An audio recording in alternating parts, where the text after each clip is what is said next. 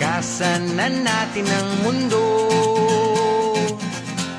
magtago papalayo sa mas tahimik at payapang mundo. Umubulong ang hanging amihan at huni ng ibon.